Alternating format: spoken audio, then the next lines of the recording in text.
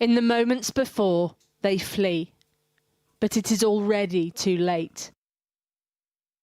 The force of a gargantuan flash flood hitting Tibet's Jurong port, a major crossing between China and Nepal.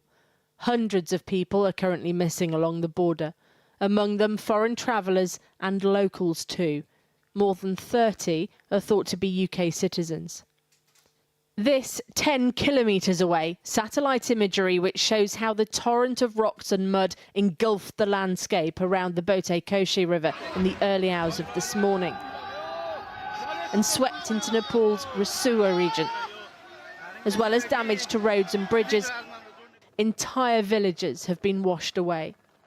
Tens of thousands of people live in these mountainous areas and told to seek higher ground if they were able to in time.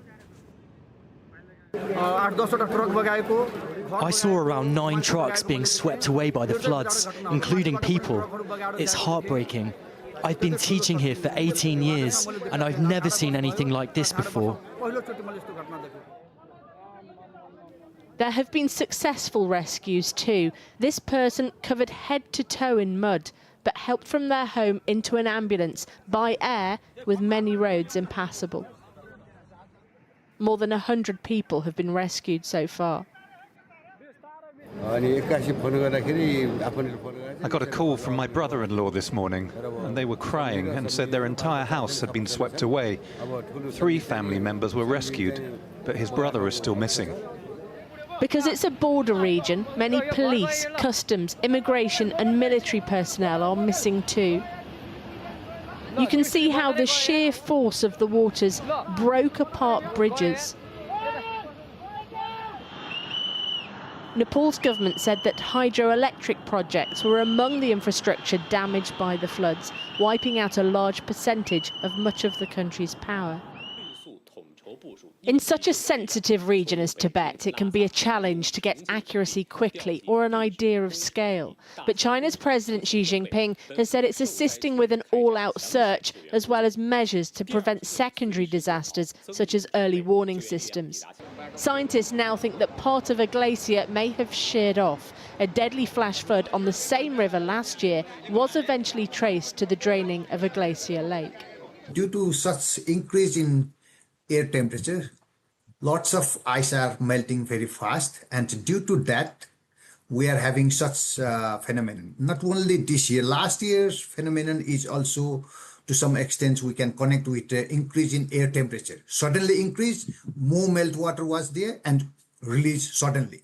This is a popular region for international tourists and trekkers. But even those who thought they were high up and out the way of danger were submerged. The number of casualties certain to rise.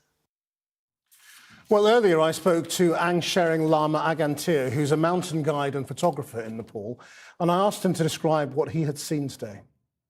We saw the river come up, started slowly, started swelling up, and then suddenly it brought all the debris down the river, you know. Dead buffaloes, cows, animals, all the houses, the bridge paths, you know, everything, you name it. Some of the guys, people I know, they're out of contact at the moment. And what is that area like? I mean, are there a lot of houses and villages close to the riverbank? Oh, there is many, like along the way. That's a border crossing from China to Nepal.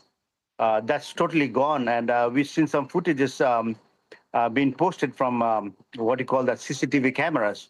It's like crazy, you know, like big explosion come up and wash out the whole immigration offices and people and all the stuff, you know.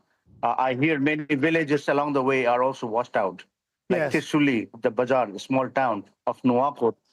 At the moment, the number of people missing is still in the hundreds. Do you fear it's going to be much worse than that? I would say it's in thousands. I wouldn't say it's in 100. Almost 400 tourists, just tourists crossing the border. They are out of contact.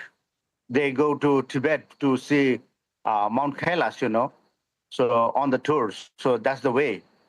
And that's entry and exit, port of entry for tourists, many tourists. So they are out of contact. So, and the locals, many locals as well, like, their villages as well. So many have gone. So we don't know the exact number. And Like, do you think you can get to the affected area, or are you going to turn back? There is no roads at the moment. So, yeah, it'll be hard. Well, thank you very much indeed. Thank you for your time. You are welcome. Well, David Fisher is head of delegation for the International Red Cross in Nepal. I spoke to him in the last hour and asked for the latest on the situation there. Around 9:15 this morning, a massive flash flood came over the border between China and Nepal, with waves at height of between 8 and 10 meters along a very narrow valley, and then followed that river basin all the way down to the southern part of Nepal. It had massive impacts in Rasawat district and also in neighboring Novokot district, with about 10,000 households currently estimated to have lost their homes. It has knocked out roads, it has knocked out bridges. There are some areas that are still not accessible to us, about which we're very worried. But the Nepal Red Cross, with support from the International Federation of Red Cross and Red Crescent Societies, has been working with the Nepal Army and the police in rescue and immediate relief for affected people. When you talk about thousands of households, are you fearful that that means the people in them too?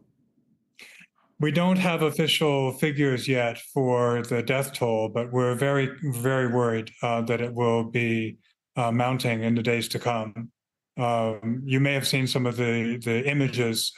This wave came without warning, very high, very strong.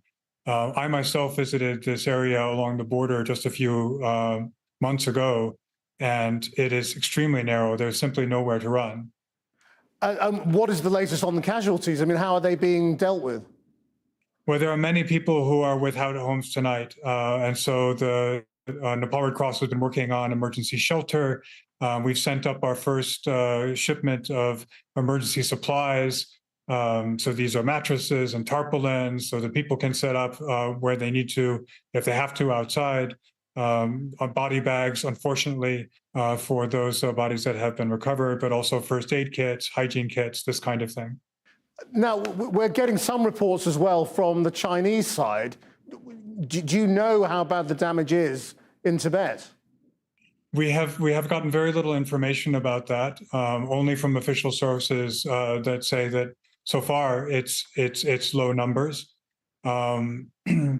We're informed that this was probably a glacial lake outburst flood.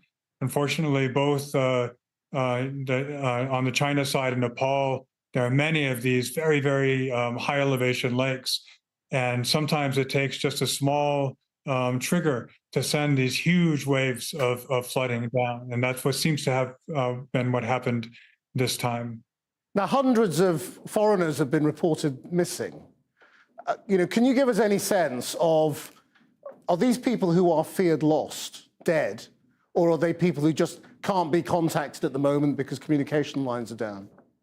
Our hope is just for communications. And many of the foreigners we expect would have been on the trek on the very top of a mountain in Gosai Kunda Park, which should not have been directly affected by the flood. If they were in the lower areas in their hotels, it might have been different. But we hope very much that they were already climbing up that mountain. Many of the visitors were there for a religious holiday that is coming up, for religious rituals that are commonly done in Gosai Kunda. But of course, there were tourists from all over the world. Unfortunately, the communications are very poor, and so we do not know for sure. David Fisher, thank you very much. I really appreciate it.